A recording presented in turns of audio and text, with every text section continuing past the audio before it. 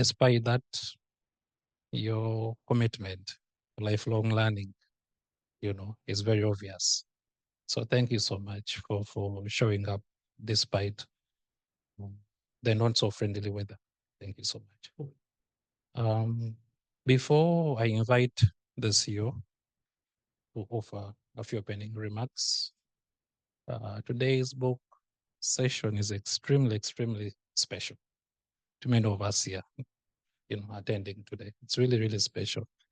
And that is mainly because the founding CEO of Uongozi Institute is in attendance, Professor Joseph Semboja, who gave many of us, let's say he took a leap of faith on many of us to join Uongozi Institute. And some of us, we are really fresh graduates, straight from school, no experience, but really, he really took a faith on us and he gave us our first break. Asante sana, Prof. Asante sana. Mungu akubariki sana. Yes, so having said that, please join me in welcoming our CEO, Mr. Kadari Singo, to offer a few opening remarks, and our lovely moderator for today will take it from there. I'll leave her to introduce herself. I should just sit, I think, for a good camera angle. I think I should just sit. Thank you very much, everybody, for attending this session today. We thank you, Professor Joseph Semboja, for joining us and for the ideas that you brought in for starting a resource center. This was your idea. Now we have grown. We have 2 centers here, the same center here in Dodoma, same size, same look, everything. When you look, they are very identical in so many ways. We invest about 20,000 euros every year just to refill the books, take the old versions out, put the new ones in. It's one of the modern libraries here in Tanzania, we can say. And apart from the physical books you see here, we have also online books and publications, more than 50,000 publications. And we value you, our members who attended here today. We are close to 800 active members in our resource center. When you say active, they're the ones who are usually using the resource center. Others usually some of them are inactive or disappeared for good. We are making a follow-up. We don't know where they are. But it's good that we have you members who care so much about this. Last time we had Honorable Zito Kabwe on the same discussion. It was also almost economic related also. It was on finances, I think.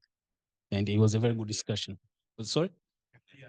On FDI, yeah, it says foreign direct investments, I remember. It was a very good discussion we had last time too. But with us also, we have, I'm not sure if Ambassador Aziz Mlima, the former ambassador of Uganda, he will be joining us soon. Okay, he'll be joining us.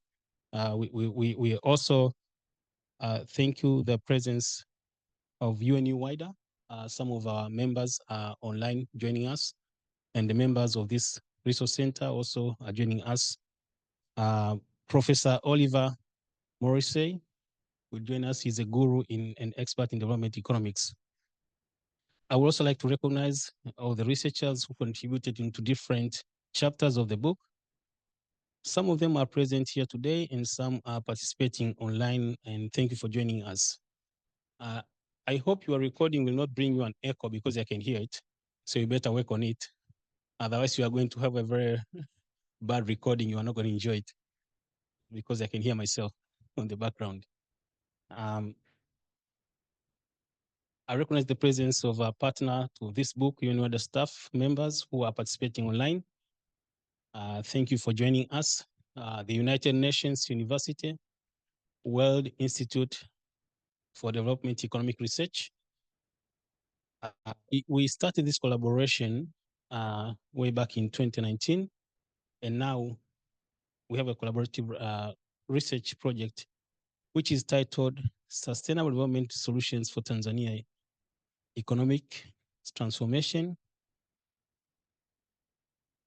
and Sustainable Development in Tanzania and the region. The objective was to inform the development and implementation of policies towards the economic transformation and sustainable development in Tanzania and the region. One of the outputs of this collaboration is the publication of the book titled Sustaining Tanzania's Economic Development, a Firm and Household Perspective, which is the subject of our discussion today. Can I have a copy, and so that maybe the audience who did not have a chance to see, the cameraman, I'm sure you can see the book. Maybe you can zoom so that at least the online participants can see what we're discussing today. This nice book, when I went through, it's rather technical. There are very few chapters that you can read and understand. And that's why you brought these economists here so they can chew it for us and make it a little bit simpler for us to understand. I saw a lot of graphs and statistics and data in here. But the book was edited by Oliver Morrissey and Joseph Semboja and Maureen Were. She's from Kenya. And it's a nice piece, not very long book. But in the end, the discussion is an important avenue for sharing insights from the book, learn best practices, but also receive feedback. And I'm looking forward to a lively and vibrant discussion today. Again, I thank you for listening, and let's have a fruitful discussion today. Thank you very much. Do I still use this, or is this enough? Do I still use this? Yeah. So, Prof, I think you also have to. I still have. Yeah, I think it's I don't know. It's a double mic situation, just to be sure. So yeah, so thank you very much, Mr. Singo, for those words. And yes, welcome everybody to this discussion, because we really just want it to be a discussion. My name is Namwaka Omari. I'll be your moderator. I call myself like a conductor, just to navigate and help us sail through this very complex but important book. I too am a product of Uongozi Institute. So what George said at the beginning applies to me as well. Professor Semboja took a leap of faith in me as well and took me under his wing. So I worked with Uongozi for very many years. And actually what I'm doing right now, it was Professor who spotted it in me and said, you can do this and you should do this. And so thank you, Prof. And it's really a pleasure for me years later to be able to sit here with Professor, to be able to have this discussion with him as the editor and as our founding CEO. But also as a side note, on my personal level, I don't know if Prof, you remember, I think it's now 23 years ago, when I was writing my master's dissertation, you actually were my key informant interview. I actually interviewed you. So, but once again, you have so many students. But so the history with Prof in terms of his knowledge and expertise in development economics, I too have been a part of that in terms of from 20 years ago. I sat with him in his office in Survey back then and interviewed him in terms of picking his brain as to, by then we're talking about the structural adjustment programs in Tanzania and the rhetoric versus the implementation. And he was the go-to guy. So we're talking the year 2000. So I think just for all of you in the room to get a sense of the depth in knowledge and the wealth that comes from us being able to sit here with Professor Semboja. So yes, the book, Sustaining Tanzania's Economic Development. A lot has been written. I think most of us here are operating somehow in the development space. We have read a lot. We have seen a lot. We have been monitoring how Tanzania is progressing at very many levels. But yet we have seen the need to still continue to examine Tanzania's development, to still examine where we're going, how we're going, what we need to change, if it's cost, if we need to adapt, if we need to shift gears, if we need to take a step back.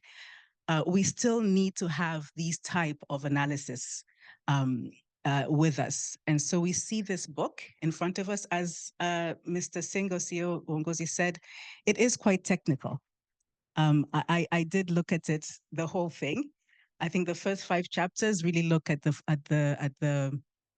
firm level. So you're looking at issues of trade, competitiveness, linkages, value chains. Yes, you do see some regression analysis in there. You see some graphs, some equations. But then the last 5 chapters, it looks at the household level. And here we're looking at issues of employment, innovation, etc. And then, of course, gender cuts across. So I think all of us here, we know that these are issues that are uh, prevalent. They're still with us. They have been with us and they continue to be with us. And so we're revisiting them from a different angle.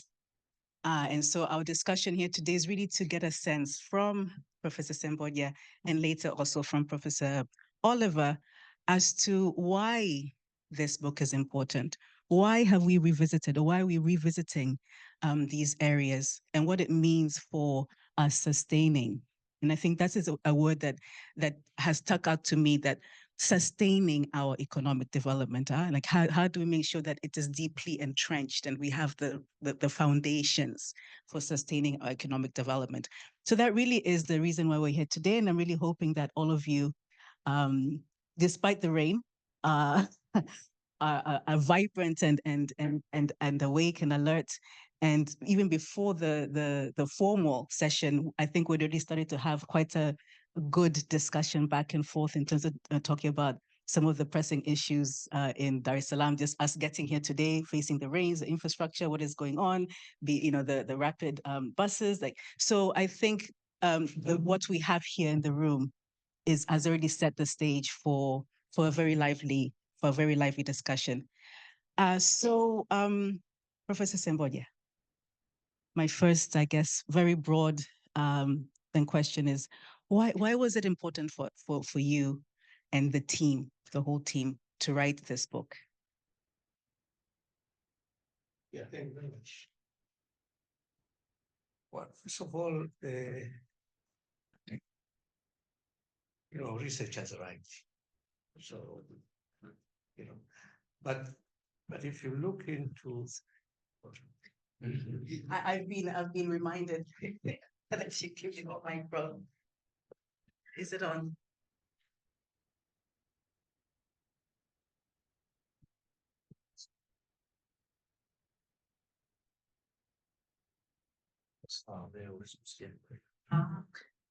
So, okay.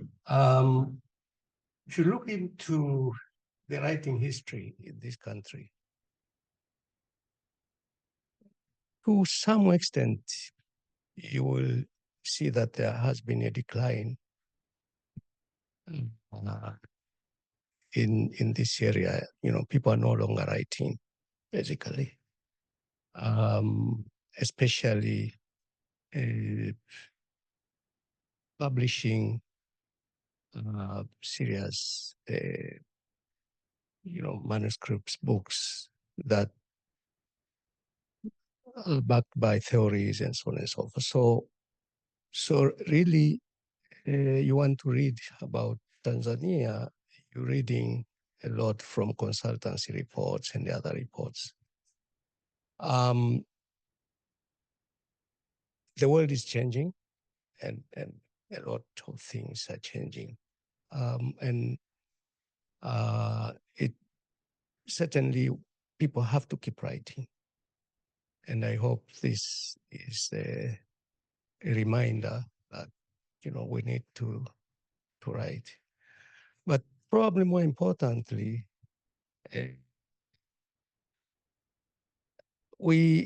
you look into a lot of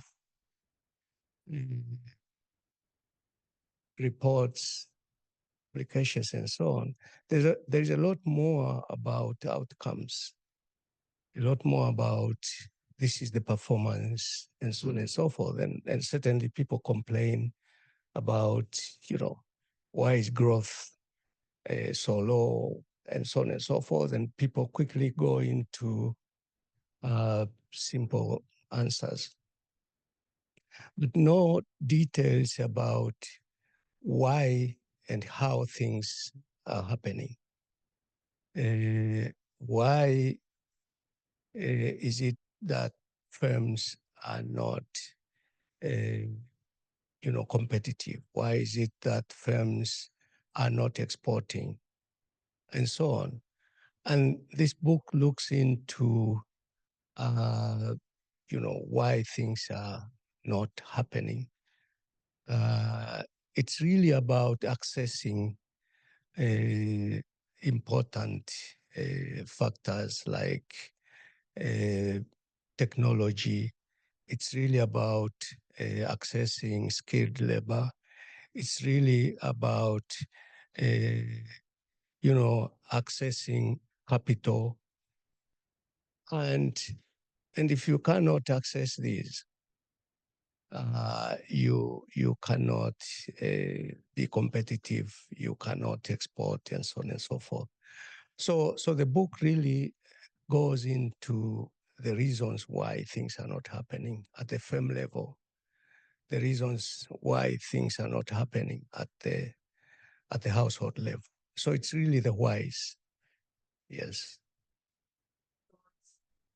Because you identified this gap, you identified the household level, and the firm level. That those are two important whether it's groups or areas to look at. Why those two? Why the household and why the firm? Well, if you look into especially those who have, those of us who are living in this country, the bulk of output comes from either small micro enterprises or simply households. Much of our GDP comes from there. So to focus on these two is important. But secondly, look, these two are the ones that are facing serious constraints of capital, serious constraints of technology, serious constraints on accessing markets. So to actually focus on the contributors of output, but these are also facing serious constraints on the key inputs is important. At the firm level, it's the same. At the household level, it's the same households that are actually facing capital. They are facing skilled labor shortages or gaps, if you want. They are facing serious market concerns. So that's really the reason. Otherwise, if you went to, companies that do not have constraints of that nature, you wouldn't, and you are not really addressing the major contributors of this economy anyway. Yeah. Okay, thank you. And I think before we move on, as Kadari Singo mentioned in the opening, we're joined by another very renowned professor in economics, Professor Oliver Morrissey. And I think at this point, if we could have him join us, I think he's already online, yes? If we can have him join us. Professor Morrissey is a professor of development economics and the director of credit, School of Economics at University of Nottingham, and managing co-editor of the Journal of Development Studies. And I think, again, most of us who have been operating and navigating in this space, in the development space in the past 20 years or so, we have come across his name, we have read his books and his articles, we have quoted him, we have cited him, and so he is known to us. But in this particular book, of course, he's also one of the editors with Professor Semboja, and he has also contributed chapters in the book. And so I'd also like to get his take. Professor Oliver is not new to Sub-Saharan Africa. He's also not new to Tanzania. In our specific country-specific context and our specific economic development journey. But I'd also like to get your take, Professor Oliver, welcome and greetings from Tanzania. And really glad that you could join us and you can hear us okay, yes? I can hear you fine. Okay, we now need to get sound. Can we get sound? We can't. Okay, now we can hear you. So thank you so much for joining us. And it's great to see you again. I think I've seen you very many years ago when in the various researches that you've done on the continent and in Tanzania. So thank you for joining us. And I think you heard the questions that we started off with in terms of when I was asking Professor Semboja, why this book? Why this book and why now? And so just to get your take as to why did we venture into this publication?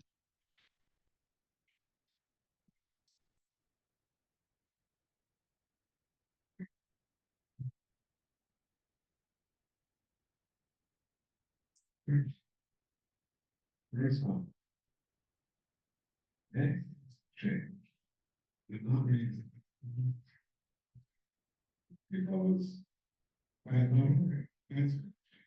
The answers and these people have to understand how the change impacts knowledge and what new answers, new approaches might be required. And that was part of the motivation for this book. It's also worth saying part of a broader collaboration between Ngozi and Wider, which I think there were probably about 20 or more papers submission.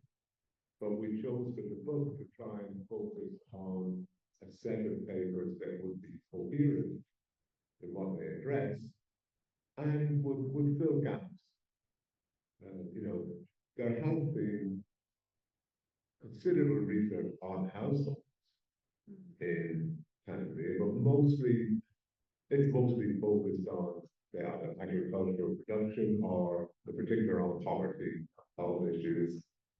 But we were more interested in seeing, could we add new insights or new knowledge on that would try out which types of households seem to be have done better over the last 10, 20 years.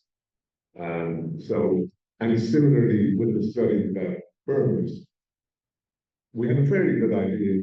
Everybody probably agrees on where you want to go. Mm. We have reasonably good knowledge of what types of support or issues like innovation, skilled labor, access to capital are important. But there's not a lot of information about, but why did some firms succeed and others didn't?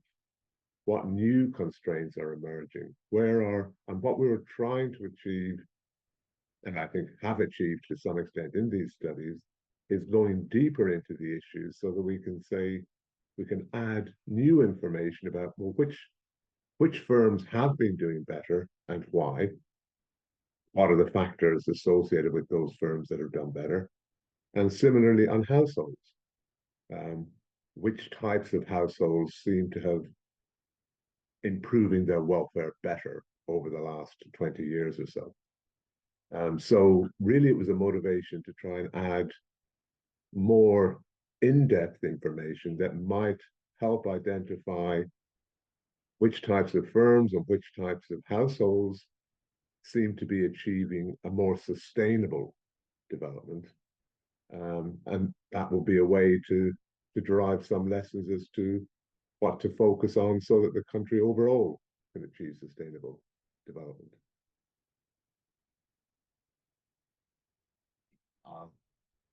My contribution of this one there.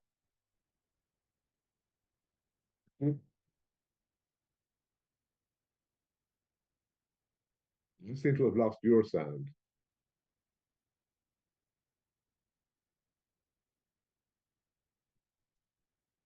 Is that better? Can you hear us now? Perfect. Thank you.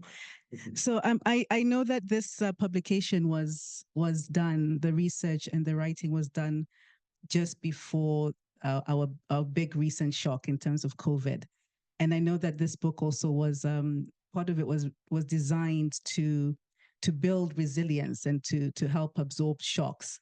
And so, I mean, it was written prior to the big shock, but almost in anticipating the shock. And so what are some of the, you said, that you're looking at some of the highlights in terms of what makes some households more with this resilient or sustainable in the long run, and the same for firms.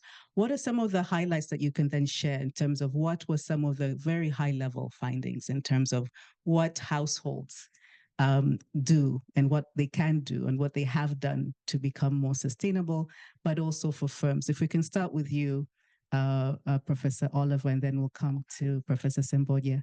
If you could just share some very high level, big picture highlights for us and unpack this very complex technical discussion. Okay, I think in one sense, the question is probably a little bit easier to answer for firms. It's well known, they kind of will believe to some extent it's always true that yes, engaging in international trade is important, exporting is good, access to credit for technology and innovation, then all of that is good. And we agree. But what we added a little bit is to try and understand in particular, which sectors have been achieving it and in what way.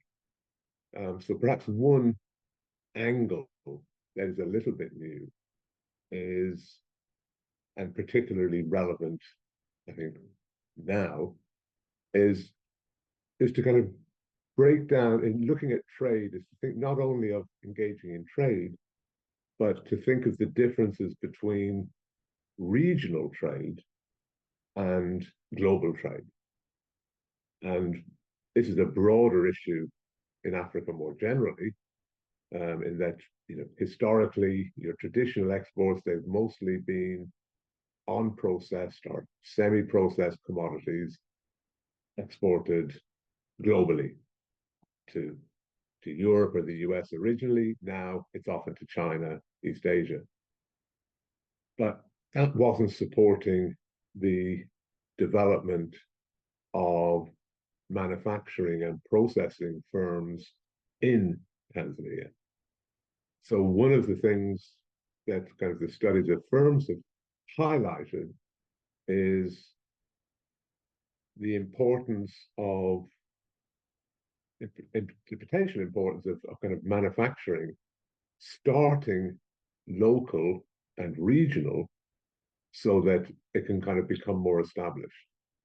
And it doesn't need protection or high barriers to imports of that. You need to kind of identify, well, which sectors have the potential. Textiles and garments is a good example in Tanzania. It's one sector where competitive firms have developed. They might source some of their inputs, they import them, but they're doing some processing and then they're creating networks. And creating networks is something that's identified as important for firms. And it's not just networks with buyers or sellers or firms in foreign markets. It will be regional networks, but also even more networks within Tanzania itself. And as one of the studies suggested, there will be benefits of finding ways that would allow smaller firms in Tanzania to learn from bigger firms in Tanzania.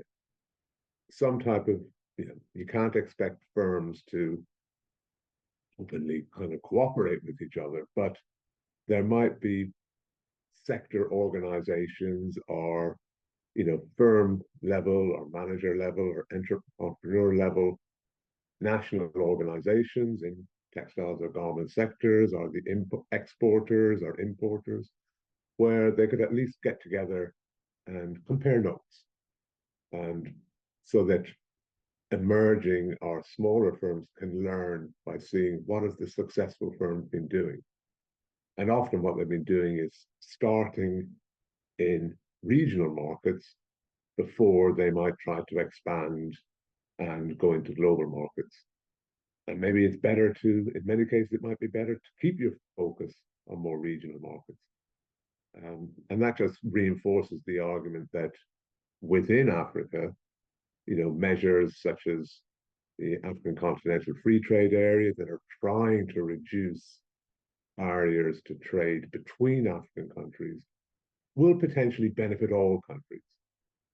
And they're not 100% benefits, but there's a lot of potential for gains. And I think there was a lot of focus on really that networks and having a relationship with other firms, suppliers, sometimes even competitors that you might be able to learn a bit from, that helps firms develop. And that can also help them in, it's not a simple matter of innovation and access to technology. You need to know what types of innovation, what types of technology. And you need to learn that by interacting with somebody else. So I think for firms, we can tease out a few, making issues that are known, like trade, innovation, but adding a bit more substance and getting better examples might be of interest or use to firms. In the case of households, it was really noting or showing that it matters a lot what type of employment activities the household is engaged in. And the big difference really is that, so one of the lessons we've learned, unsurprisingly, wealthier households, relatively wealthier households, I don't mean the very rich, I just mean those that are, say, wage income households in manufacturing or services sectors, they tend to be better off because their wages are higher. And that gives them more opportunities. And so they tend to become even more wealthier, or their welfare increases faster than the poorer households who are often locked, trapped even, in many cases in agriculture, where just incomes are lower. And it's not new to say that. We're just adding a bit more data about that and documenting it. But it's important to keep saying it. I'm a firm believer that African countries really need to address agriculture quite seriously, because if you can't achieve growth or improvements in productivity in agriculture, especially with the effects of climate change that you're probably observing outside the office at the moment. And we've been observing more rain in this country, in the UK this year, than ever before. That you need to get used to these. So you need a lot of focus on agriculture, because currently the people in agriculture they have the lowest welfare, and their abilities to grow and develop are limited. But if you can improve productivity in agriculture, improve their opportunities, that will help. And I suppose the final thing we added about households is that the main area of kind of employment growth for households has been what we call not the, well, broadly speaking, informal sector or own account workers. And that's where a lot of the growth has been. So it's not a wage employment. Some of them are doing quite well. It's not necessarily the case that people in the informal sector or own account workers are necessarily the lowest paid, or on the households that have the lowest incomes. And what we emphasize a lot in the work on the households is the importance of households diversifying their sources of income. Which you've probably all observed, different people in the household. Some might work in agriculture, but others will be engaged in trade, or they'll have wage employment. Different members of the household may be engaged in different activities. People may have more than one job. You may have a household enterprise in addition to a farm. And that's important. And I suppose what that research also highlights is that, most of these households are entrepreneurial. They do try to engage in new activities. So if they're given the opportunities, they'll take advantage of them. I'm hoping to end on some positive notes. Yes, thank you, Professor Oliver. So yes, so I think that really presents us a snapshot of the highlights from the firm level. We're looking at what is happening with, especially in the Tanzanian context with SMEs. Can SMEs really, how they can grow? One of the suggestions is that SMEs can learn from the larger, like the smaller firms can learn from the larger firms. But also when you're talking about innovation and technology, I think these are things that have been thrown out there a lot. But what Professor Oliver has reminded us, it's not just about talking about innovation and technology, but talking about what type of innovation and what type of technology. So I think that really has stood out, at least for me, in terms of the firm level. And some of the highlights from the household level is the diversification of income. So I think just even as ourselves, we can ask ourselves at a very personal level, you and your household, you and the people that surround you in your home, what type of work do we do? Formality, informality. I think that really, I think we can all personally speak to that and question ourselves, right? From this level, from this discussion here, to then take it out there to the wider community, but also their employment activities. What type of activities are we doing? But also, again, looking, we cannot ignore the agriculture sector.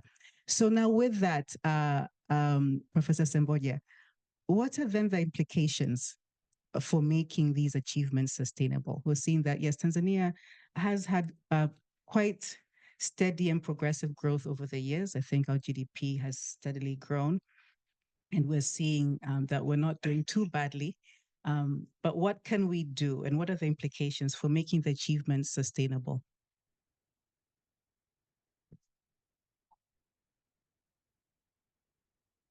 Thank you.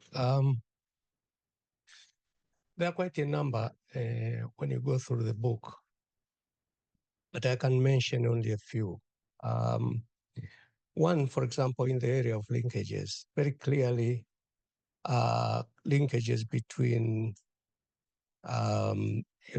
large and small is key, because then there is issues of information sharing, there is issues of market access. There are issues in relation to technology. So linkage is important. So in a way, it is important that, policies are made, or sort of are formulated that, allow, facilitate this kind of linkages. Because otherwise, yes, obviously,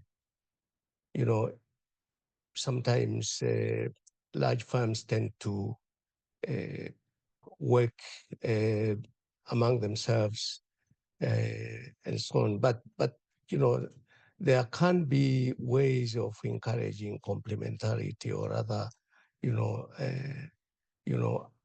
of having large firms to see small firms as partners, and that can happen, when there are very deliberate initiatives. There are areas like technology that when you read the book, you clearly see, especially in the area of textile, that our firms have tended to use all the technologies, manuals, much more than modern automated technologies, and obviously the issue here has always been, look, if you actually import modern technologies, then you have to have people who can understand, learn, and are able to adapt and basically make sure that the technology itself does not become a constraint. So capacity building in this case, matching human resource with technology, and I think in this case our education system needs to adjust and make sure that we do actually produce the right skills and people who can actually be, oriented much more quickly because they have the basics. There are, I'll go with to the third and probably the final, and the third is more interesting because it's actually, we know that trade must grow. Countries that have grown faster have grown their trade, their international trade much faster. And yet in this country, we actually have seen in recent times some kind of shrinkage. Now, why is this happening? And there are a number of reasons why this is happening.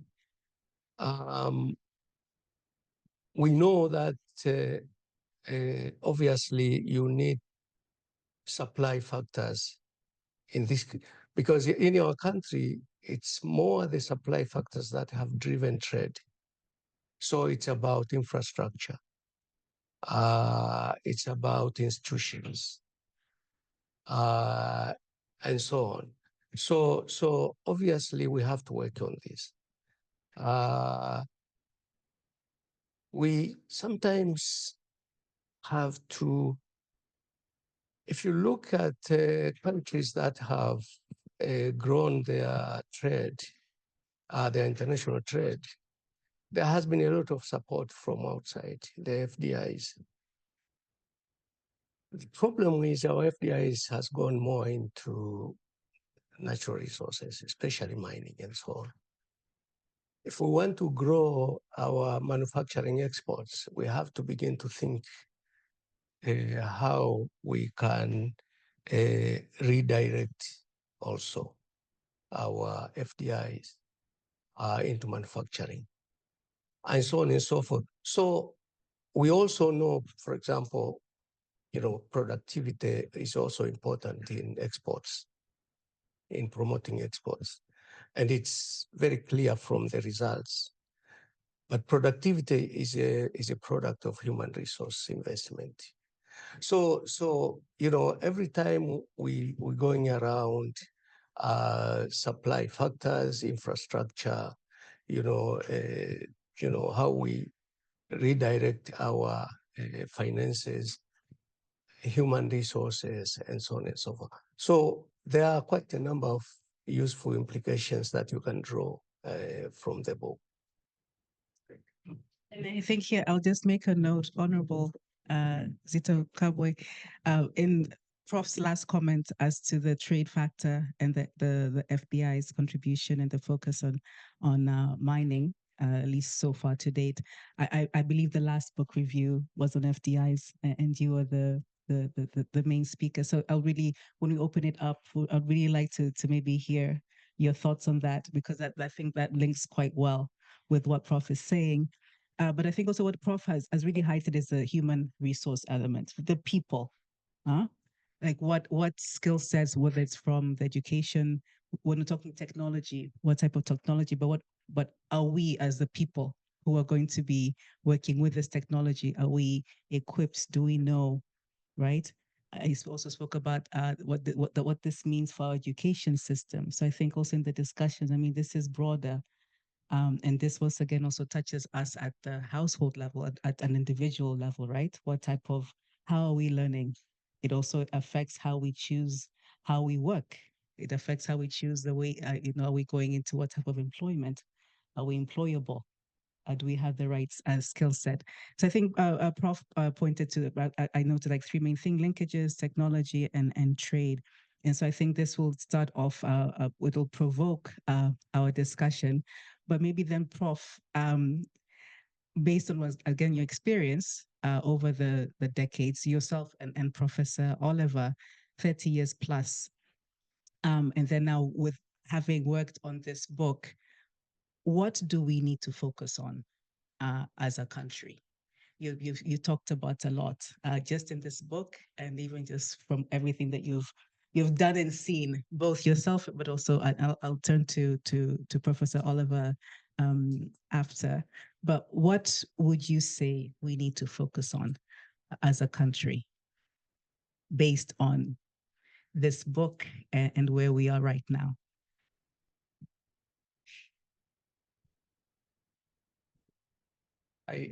This is an area where I rather have contributions from people. But if you look carefully at, first of all, there are issues of institutions.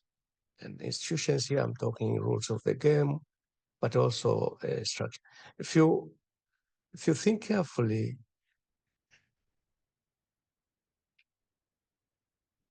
there's so much over-regulation. And if you want to do this, you have to do 1, 2, 3, 4, 5, and sometimes you don't remember how many you have. And we have seen here, if you want to push exports, institutions matter, right? So I would, a lot of things, a lot that needs to be done is in our mindset and the institutions. Because I think this is an area which has been almost, and everybody shouts about it. That's one. Number two, it's a human resource. I think it's an area that we all agree. I mean, a lot of employers,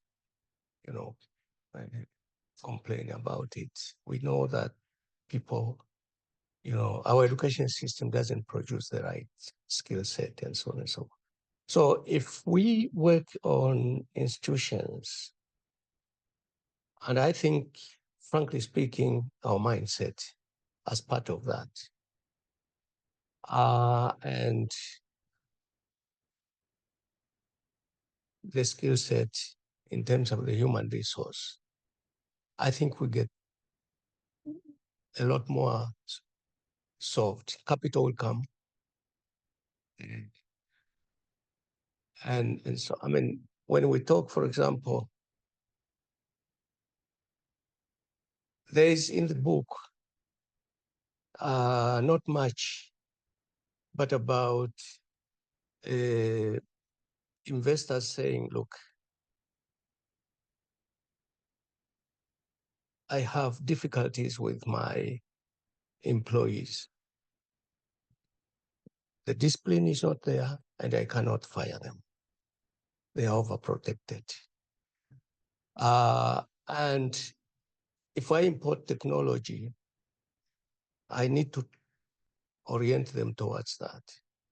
But how can I do it when I know that in the next 2 months, it will be, So these are the things: institutions, mindsets, and human capacity. That's what I would focus on. Professor Oliver, I'm hoping that you've been able to catch and follow us in this discussion. And so maybe to turn to you, what would you say to us as Tanzania? Yes, as you said, I remember you said right at the beginning that you came here, your first trip to Tanzania was 30 years ago. So you do know us. You do know us as a country. You do know us also as a people. You know us, you know our journey to date in terms of our economic development journey. What would you say to us in terms of where would you advise us to focus on in the context of this book, but also now backing it up with your 30 years of knowing us as a country? Professor Oliver. Well, I'll pick up on the fact the same phrase that kind of Semboja used, which will be the mindset. And partly by that, it's more the government has a role, but that role should be viewed as being to support and facilitate, because it's the private sector, firms, workers, households, that they're the ones who are going to deliver improvements.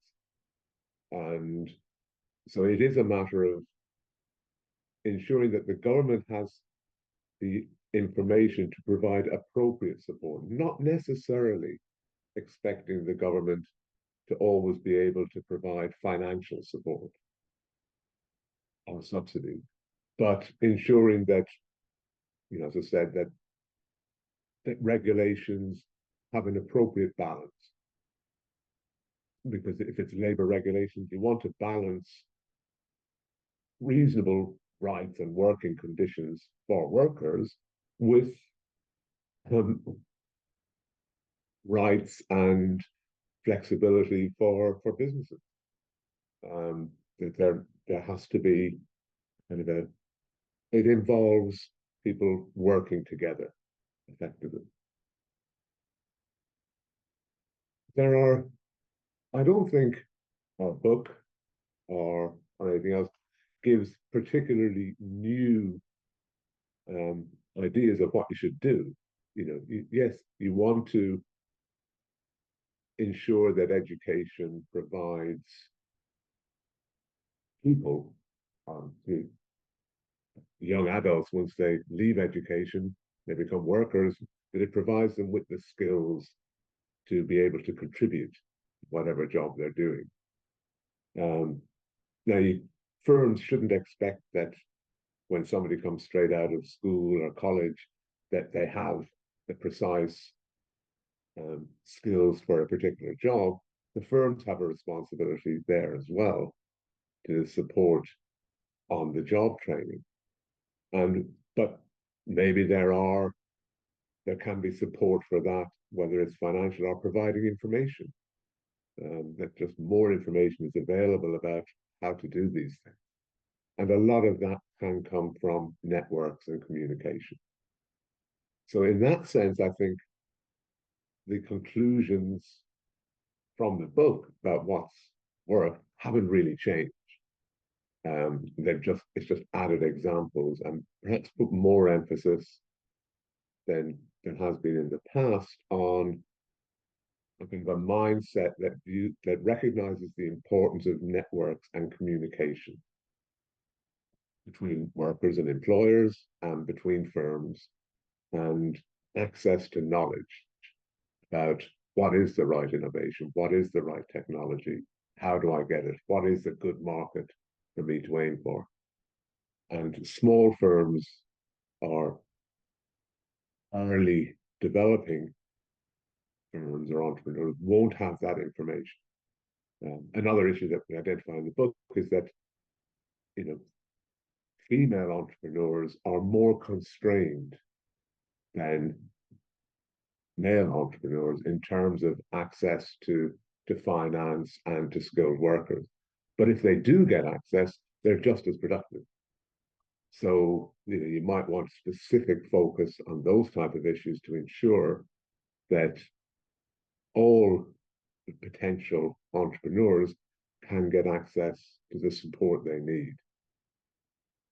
And I suppose the final point I'd make, going back to your earlier comment about what would the implications of the recent pandemic, COVID, and that be for sustainable development. I don't think it alters much about the lessons from our studies. They're still the same issues. But what it has done is, what has happened over the last 5 years, is that the environment within which you're trying to achieve sustainable development and growth. As a country, the global environment is much worse than it was. And a lot of that is not because there's not necessarily anything to do with the effect of COVID, the pandemic within Tanzania itself, but it's the follow-on effects of the impacts on particularly the rich countries. Because yes, the rich countries were able to finance a lot of spending to deal with lockdowns and the various shocks they face, but that's expensive. Now they've got much larger debts than they used to. And there are two implications of that for a country like Tanzania. One is global interest rates are much higher now. So any external borrowing you have is much more expensive. And donors are international organizations, they're less able to provide aid or even loans on concessional terms. So getting access to external finance is more difficult and more expensive. So that's going to constrain the room to maneuver that the government has. And that's going to put pressures on the macroeconomic environment. Combination of Russia's invasion of Ukraine, volatile climate, has led to a global increase in food prices. That fuels inflation. So there's a much more difficult environment to try and navigate. But the way to navigate it is a mindset that is a bit more of an attitude that, well, we're in this together and we need to support each other and identify what's going to succeed overall. Sorting out how to do it, if we knew the answers, we wouldn't have to worry about writing the books.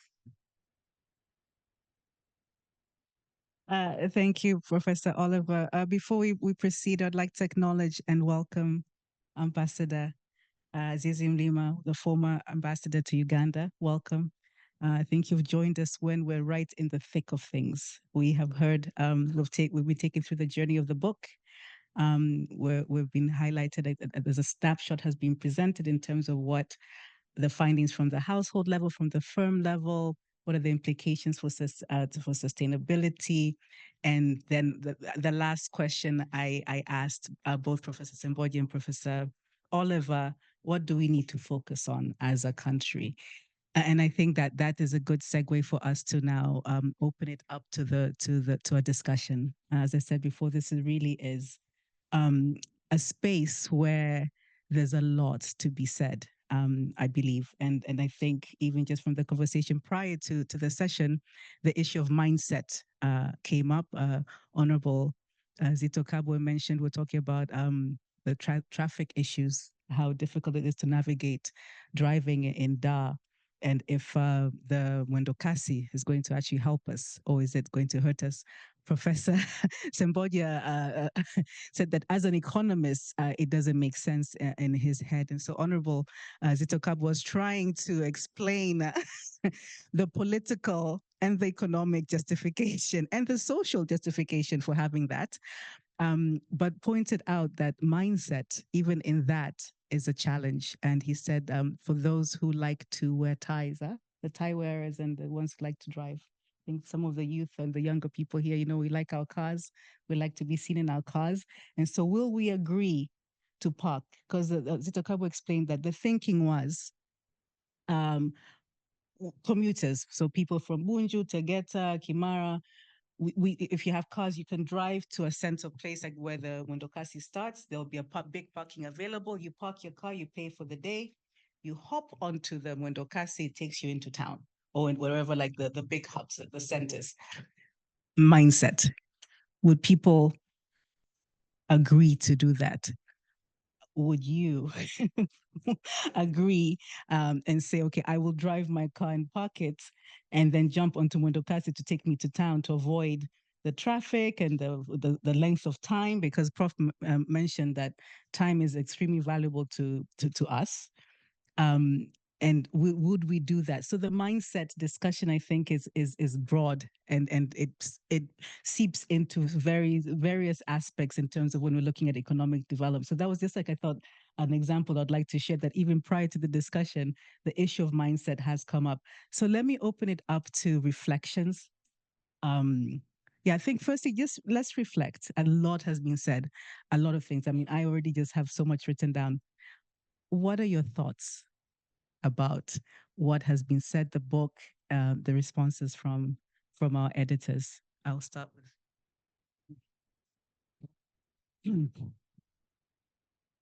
I have not read the book, but it's a tool for important discussions to get into it.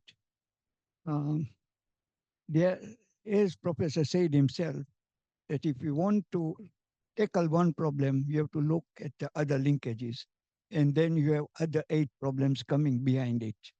And that is where do we start and where do we end?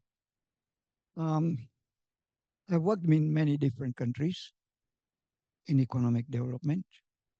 My belief is that we start from where we are. You see, the level of education, the level amount of labor we are available, you see, and finance available. So normally we should start from where we are, and then we develop, because we cannot expect something new to come up and change it. And if you change it, it will not change because that needs other few things to be changed. You see, I just small examples. I was in Dodoma under the UNIDO assignment. They are taking sunflower oil, mechanical. There are so many sunflower oil. Normally 20% of the sunflower oil still remains in the cake. And because the oil remains in the cake, that cake is cheap. It's not expensive because that cake is used to feed animals. So the TBS, Tanzania Bureau of Standards, came and started threatening these people that your oil is not up to the standard. And I said, it's a raw material. If you want to buy it and make it up to the standard. But if they want to sell it here, let them sell it. Because they have not claimed that it is up to the standard. The difference was that this oil which you take out, the shelf life is 3 months. And when you refine it 2-3 times, then it's a longer shelf. That is the only difference. And I would rather eat that oil than the refined oil. But that is another thing. Few days ago, we had this different university from abroad. They come around here for the secondary school students just before they do the exam. So I went there with my daughter and checked in different universities, what they are offering, what courses, all these things. And then someone came. He was a journalist. He came and he called me in another room for an interview as to why do you do that. I said, my question is that what Tanzania needs is not even in our own university. You get it? You graduate there, you become a scientist. Where will you go? Where will you go? So even what Tanzania needs is not, and that's what we are talking about, education. That our education is not linked to our own needs. One thing, you see. Secondly, is that I was doing my assignment with Kiribati in the Pacific Islands. They say you come and we want to introduce product standards. I say, which products do you have so that we introduce the product standards? Okay. And then if you want to introduce the product standard, you want to introduce the European products, the standards are very high. And the reason why the standards are very high is because they don't want to import our products, because we will not keep up to their standards. And that's why I propose, even for Tanzania, we have TBS. Don't put the European standards. Give them grade 1, this standard, grade 2, this standard, grade 3, 4, grade 4. lower standards, so that at least we'll be able to sell our products within the country. Now, what we are doing is that when another problem is that what we are importing, we don't check their standards. Whatever the products are importing, our TBS doesn't check the standard. Our TBS is checking our own standards. It becomes difficult, you see, to export. So there are many other areas. And another thing is that Tanzania is a very big country. There are many regions. Some are more developed, some are less developed, okay, in terms of infrastructure. If we want to invite investment throughout the country, every region should have different, what do you call it, incentives for the investors. The one which is still developing could give bigger incentives, other which give, so that we start spreading, because resources are everywhere. Our ability to produce is everywhere. The manpower is also everywhere. Now imagine, let me tell you, just for an example, I have a mango tree on my backyard. It gives 8 sacks of mangoes. I want to make achar out of it, the pickles out of it. But if I want to make it, people will come. TBS, go to where is your office? Have you put your fire? When they bring all those things, I stop producing. I say, nimeshindwa. You get it? Nimeshindwa. Sitaki. That mango is spoiled. My labor is spoiled. My knowledge is spoiled. And look at even now, the city. These people are selling small things. It's our product. And when they throw away, you see the town council people, they come with the police, they throw everything out, and it hurts me because it's my product. It's the country of this product of this country.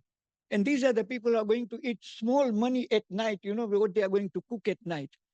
I tell you honestly, when I was small and now, the poverty levels may change, but the poverty has not changed. Kuna baadhi ya watu hawajui kwamba watakula nini usiku. And this is where, you know, Bhutan, the country Bhutan. Bhutan GDP is very small, but it's, you know, happiness. You know, there are countries which is the 7th most happiest country. Kwa nini? Sababu distribution yao ni mzuri sana. Kwetu hatuna. You can have a big GDP. There is nothing to boast around. But as an economist, I should see that my GDP increases, but my distribution increases, so that all the people say, okay, this is my country. I'm enjoying in my country. Ninakula, ninalala vizuri. So there are many things to say, but this is what I can say. Thank you. Professor's issue of regulation or over-regulation, or the appropriate regulation, education as well. Karibu, there's another reflection there. Asante. Mimi nina swali kwa Profesa Semboja. Alitaja vitu vitatu hapa. What should we as a country to focus on? Institution, human resource na mindset. Mimi nipo katika human resource hapa, to be specific, exact. What should be done in our education system to be specific? Yani sawa kabisa, ndio tuna vyuo vikuu vingi, katika namba vipo vya kutosha. Nini sasa ambacho kifanyike kabisa? At least 3 to start with here. I'll be happy to hear from you, Professor. And sorry, I forgot to say, if we could also just state your name, so that we just as this discussion and we know who we're talking to. My name is Alois Ephraim. Okay. Yes. And so in our first reflection, Dr. Ramasha. Okay, I'll take two more. The questions, fine. If you have observations, reflections. Asante. Naitwa Joseph Cleveland Nkata. Mimi nataka nijielekeze kwenye eneo la teknolojia katika kukuza uzalishaji na maendeleo yetu kama taifa. Ni kweli ambao hatuwezi tukaupinga ni kwamba Ili tuweze kufikia malengo yetu kama taifa, tunahitaji teknolojia mpya kuweza kuiadapt kwenye sera zetu na vitu vingine kama hivyo. Lakini swali langu nielekeza kwa profesa. Je, kasi tulionayo kama taifa ya kuadapt teknolojia mpya kuingiza katika sera zetu ili kwenda kuongeza ufanisi kwenye uzalishaji ikoje? Asante. Just for Professor Oliver, if I understood correctly, like what if the speed of our technological, whether it's like development, absorption, what is our speed? Where are we? How are we moving, right? In terms of our speed of technology. I think that's also to help Professor who's on Professor Oliver, who's online. But yes, welcome. You use both languages. I think we're between myself and George and the other Wongozi staff, we'll be able to translate for those that are not conversant in Kiswahili. Yes, there's another reaction here.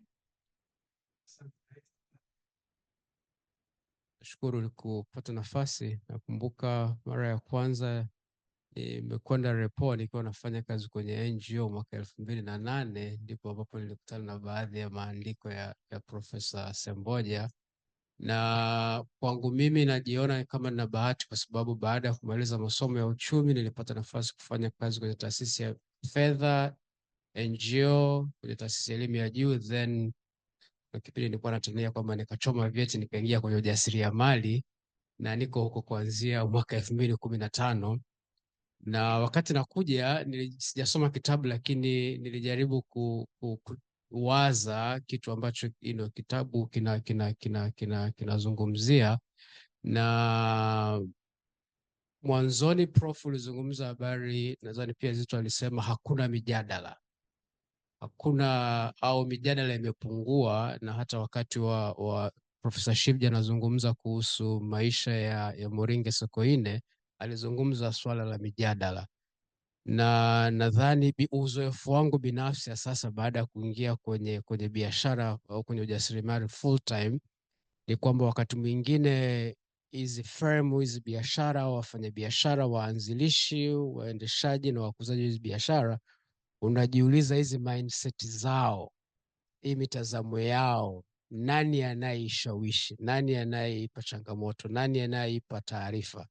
Na hili ni kuna binafsi na wakati mwingine nimejipa changamoto, naenda kwenye sera, naenda kwenye tafiti, naenda kuangalia nifanye maamuzi gani kufanya baadhi ya vitu. Na kwangu mimi Profesa, swali ni kwamba je, kwa uzoefu wako binafsi unaweza ukatupa mfano wowote wa firm ambayo uliona wenye hiyo kampuni au hiyo firm ilichukua juhudi makususi kabisa za kufanya baadhi ya maamuzi kwa kuangalia sera, kwa kuangalia tafiti, kwa kuangalia practice na kujifunza kwa wengine, na wakawa tofauti na firm nyingine? Asante. Again, for Professor Oliver, I think the question is like asking Professor Semboja, based on his knowledge in the Tanzanian experience, is there a firm, and here we're talking about a large firm, even just a medium size, or if it's a medium or larger size firm that has taken into account policies, research, in terms of how they structure themselves and how they operate and how they conduct their business. Yes. Yeah. So if do we actually have an example of such firms here in Tanzania? So once again, this is relating it back to some of the insights and the findings, the larger findings from the firm level, in terms of encouraging, the smaller firms to collaborate with the larger firms, et cetera. How are firms currently operating in Tanzania? Do we have any such example?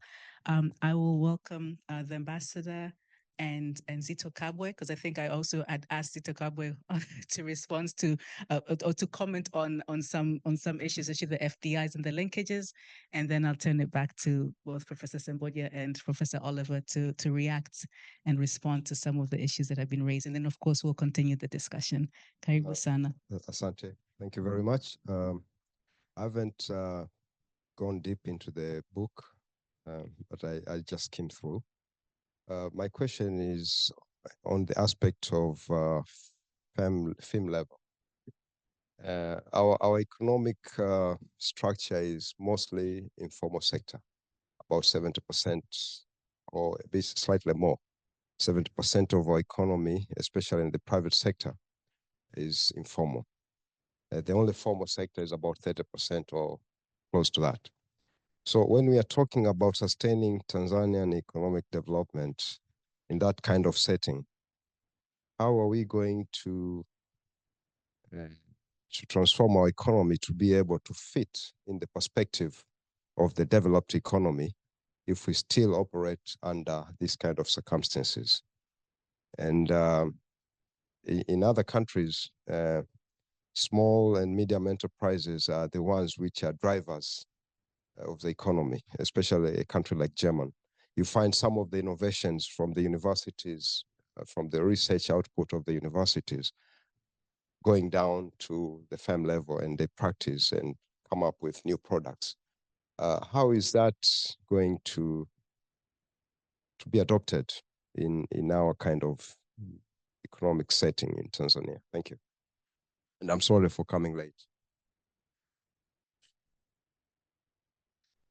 Yeah, thanks. I will not respond to your question because I've come to also ask questions. Prof, this discussion about most of our FDI going to natural resources, especially mining sector, has been there for almost 2 decades now. And we still give it as an example.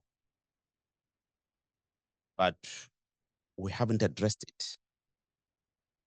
And what is the problem? Is the problem the level of incentives given to this sector? Yes, the sector is very lucrative. Risks are very high, of course, but also the incentives given to all investors are under the TIC Act. Although mining sector has its own law governing the kind of incentives mining companies are getting.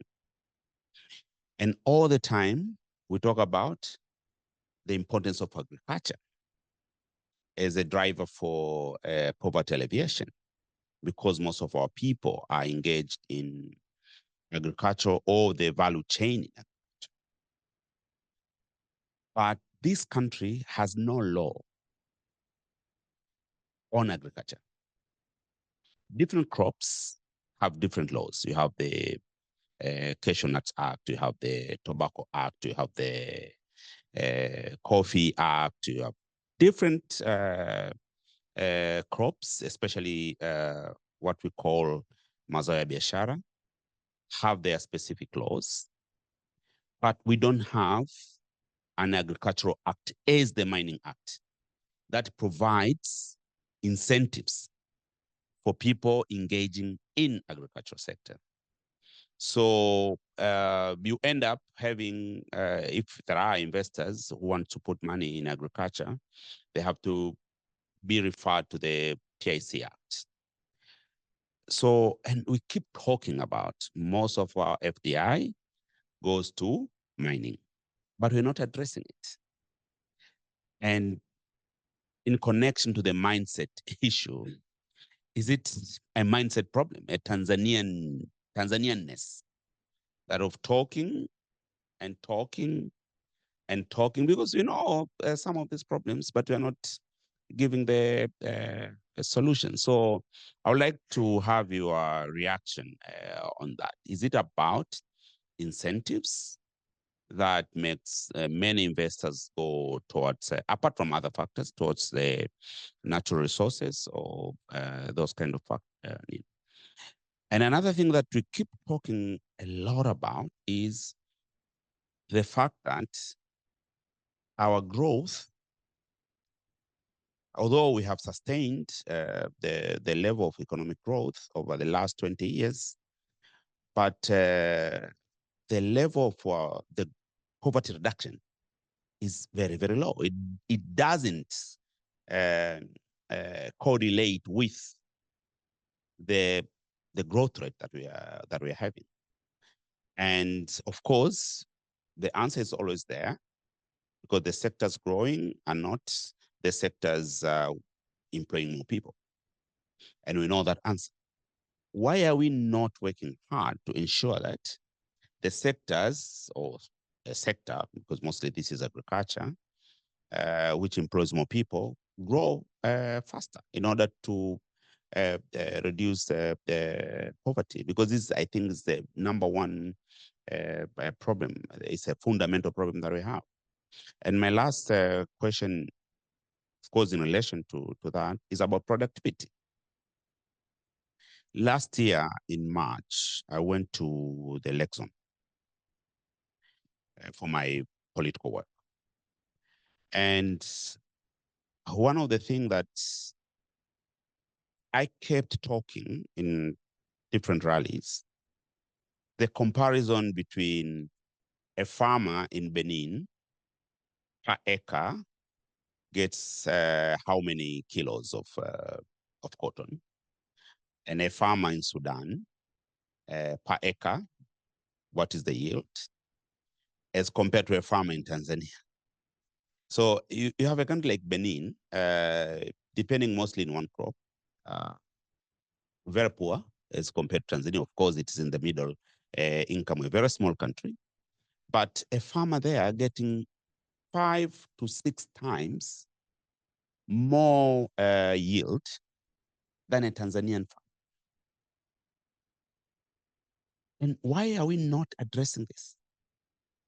The amount of maize we get per acre is so low as compared to just an average standard somewhere else. And these are not rocket science. These are the things we know, we talk about, we explain. For us politicians, we go to public rallies and talk about it, and we tell our people that you are not getting enough because you're producing very little, and then what? What are we doing? What are the kind of policies that can address these issues, especially the issue of productivity?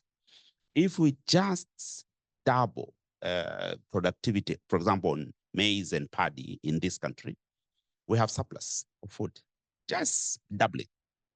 And doubling doesn't mean that we reach the level, the optimum level that we can reach. What is the problem? Is it really just mindset?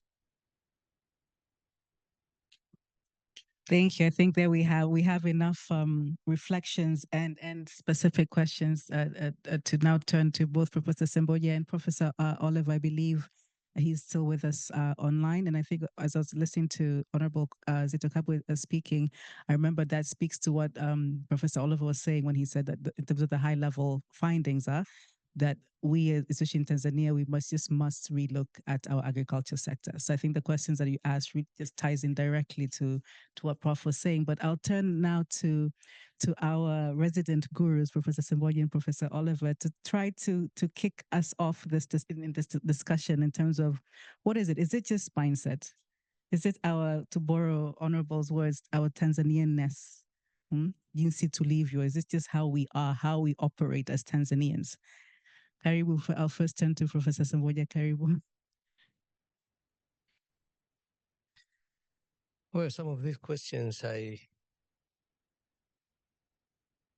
can only respond as a Tanzanian, not, they have nothing to do with the book. So they are issues of discussion. I mean, I'm sure each one of us here will have something to say about some of these things. Mr. Shah, I think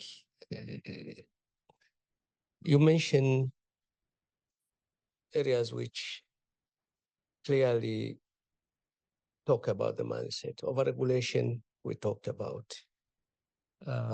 And the fact that it kills innovation. I mean, if you start utilizing your background at home, you want to use the resource you have, and somebody comes and shuts you down. And this is not, a lot of people have faced this problem. Almost like nobody should think of anything else unless you are allowed to think. It's unfortunate. I mean, anyway. So I think there is an element of too much power given to regulators beyond what they're supposed to do. And I think we really have to begin to talk about, what mipaka yao iko wapi. Yeah. The issue about education that doesn't produce even what that is true, but I'm not sure if I can deal with that. What I can say is we do have a serious mindset issue, and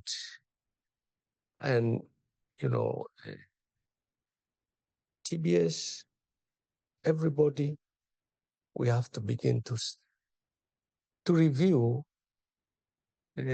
what the role of a regulator is. Is it to promote or is it to control? And I think our regulators are controllers.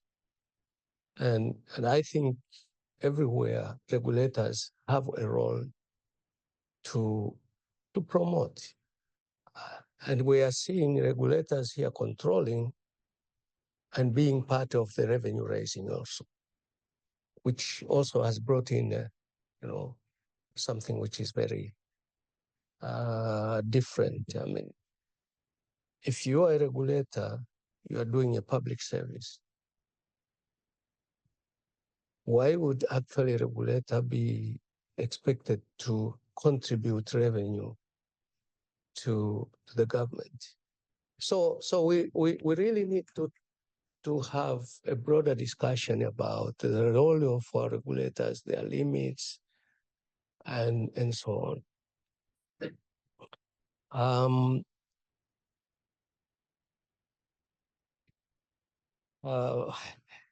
Human resource, Ephraim, I'm not sure if I can tell you what our education system must produce. All I know is that we do not produce the skills that we produce a lot of theoreticians.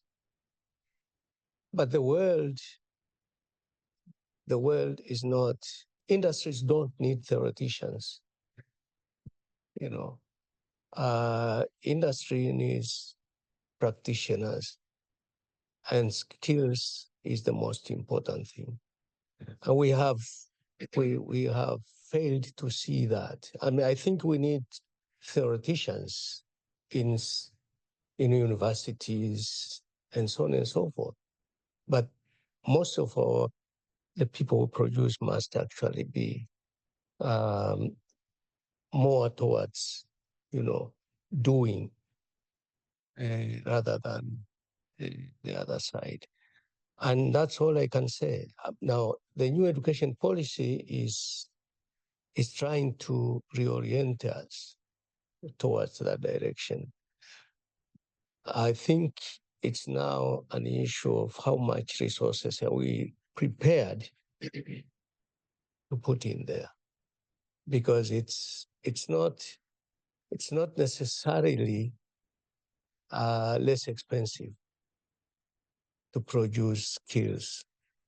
It's probably more expensive to produce skills than theoreticians. I mean, theoreticians, you just need to buy a book and they will read. You just need a library like this and so on. But these other, you have. So how much money are we prepared to put in? And, preparing our teachers also, because we don't even have the right teachers at the moment. So, but this is a debate that perhaps Minister Mkenda respond to.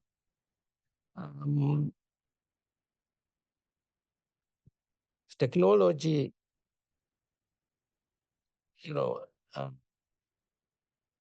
this country The problem, I think, with technology, I said it already, is that if you have modern technology, but we don't have the right people to match that technology, it becomes destructive. And I don't think this is where the human resource and technology, you know, you cannot adjust to new technologies if you do not invest in human capital. And I think this is where we have a problem of you're not matching. Our human resource is not oriented towards adapting to new technologies. And therefore, I'm not sure if until we recognize this matching, I think the alignment must be made. Which firms have made? No, decisions are not made on policies. I think it's more. I'm not an investor, but I would not really. Does anybody remember somebody called Brian Cooksey? He says this: policy is what policy does. So you can actually have policies, but what happens out there is what people will interpret policy as. So I think frankly speaking, this country is very good at policies. But down there on the ground is what matters. Yeah. So I think investors do not go with policies. They go with what policy does. Yeah. So that's my response on that.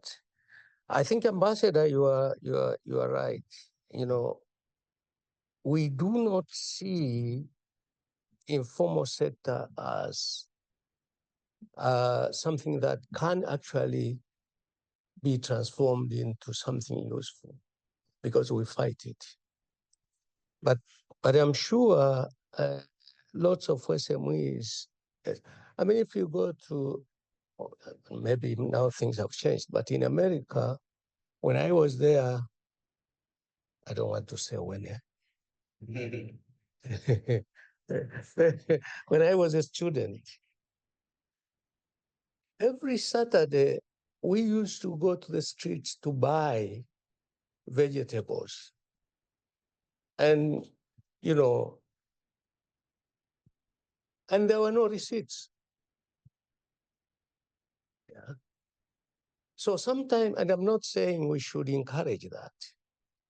What I'm saying is the informal sector, some of the firms that are not necessarily already registered, we can still learn, and we can, we can promote them so that they grow, and we can still, once they have grown, they become part of our net. But the problem is when you stop them before they grow, then becomes a problem. So I think SMEs need to be nurtured. And I think the nurturing stage is a public service. I think, if you look at every single firm, however small it is, as a source of revenue, then that's where we actually go wrong. And before they grow, you have killed them. And I think so how we look at the informal sector is now the way if you want to have, if you don't want the informal sector, register them. But register them free, nurture them, and as soon as they reach a certain threshold, then they are okay. But if you actually begin to say, oh, here's an opportunity, then you have a major problem. So another book, I think the issue of FDI, frankly, yes, I think the mining sector has been given a special status, even though everybody knows that it's not reducing poverty, but it got a special status, and we are not debating about it. Yeah, agriculture, which has a lot more people. You know, if you want to invest in agriculture today, I'll say good luck. Yeah, I'll say good luck, yes. Because the moment, I mean, even before even when you are carrying products for household use, they will want to tax it. Kuna nani hizi za njiani zinaitwa nini hizi? Kwa hiyo we do have an issue with our priorities. I think there is an issue with prioritization. And why, if I was sitting out there in a foreign country, certainly I go where I get the most incentive. And this is where, because that's what policy does. You know, in this case, the policy has given incentives to mining, and it has practiced it. Yeah. In the other areas, it will say something very nice, and it will not practice it. So in mining, this is, so I think if we can actually do exactly the same to agriculture, it would be useful. It would be useful. Yeah. If we want to promote agriculture, encourage people to invest in agriculture. We have plenty of land. What is happening now, nenda, if you drive along sasa hivi, ukienda Kibaha kote huko, unaona jinsi wanavyojenga manani magoda. Yale magoda ni ya nini?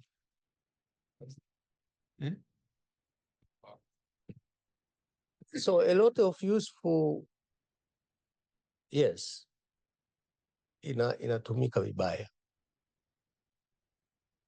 So anyway, the incentive structure, I think, must be changed in favor of sectors that are employing more people. At the moment, it's actually not in that direction. Poverty growth is not trickling down, yes. But now, let's talk. What's our growth rate? It's 6, an average of 6 over the last 10, 15 years. What's our population growth? 3? 3. Yeah. So the difference is 3. And our, so if you have a per capita of, okay, now we're talking 1,200. 3% of that is what?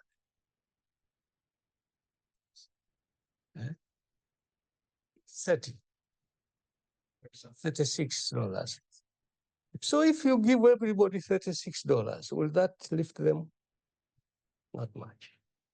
So there are certain things we don't talk about, but they matter. Yeah. So if you do a quick calculation, you realize where the problem is. Again, we will not address it. First, we need more growth. And certainly, the least growth is in agriculture. So, and the largest population is there. So the biggest growth must be from agriculture, right? So that is very clear, number one. Number two, we have to deal with our capacity to produce kids. Sorry?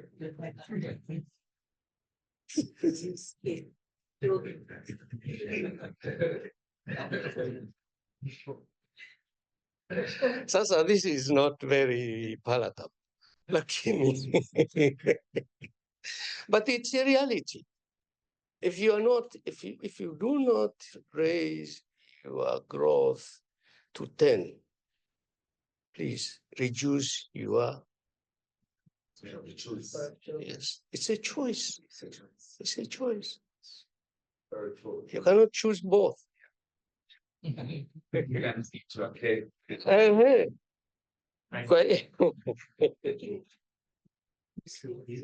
You want growth? Yes. Now, productivity is very low. So, if you compare the numbers of our population back in 2012 and the number we had last 2 years ago, I think our increase in number 16 million of Tanzanians, yes, in these two census. But also, there are countries, since this world started, their numbers being the same. And the 16 million Tanzanians were increased over a period of 10 years or so. Actually, you can include the population of Austria, Norway, I think about 5 countries in Europe, including Luxembourg, or these small countries. All of them, they don't sum up to 16 million people. But for us, we did it in 10 years. That's why your point is very valid. And the likes of Honorable Zito don't address this kind of issue in their political rallies, because those are the voters. But in economic terms, these are the things which we have to talk. Thank you. We have to discuss. Already, we have an average of, we are doing calculations. Yeah. For what will be the total number of voters in the next election next year? Yeah. So it took from 2005, we have an average of 29% of new voters every election cycle. 29%. 29% every election cycle. It's threatening. It is very stretching. And you know what it means to our education budget? Classrooms, more desks. Exactly. Exactly. I just wanted to share one stat. At the trend that we're going with, by 2100, we will be the 6th largest country worldwide by population. And that will be the 3rd largest city by population. So if rain is a problem now, and we're only 6 million, we're going to be 73 million if we continue at the same growth rate. So think about all the roads that we need, all the window cassie that we might need if we're still using, road transportation by then. So it's a really thought-provoking thing, our population growth. Very good. The title of this book, Sustaining Our Economic Development. How then do we do that in this context? Because now we're talking about our reality, and this is the reality that is actually, it's reflected in the book. Like everything that we're talking about here is in one way or the other reflected in the book. And that's why I think this book is really unique, because when it touches the household level, it talks to us at an individual level, and we see ourselves, and then.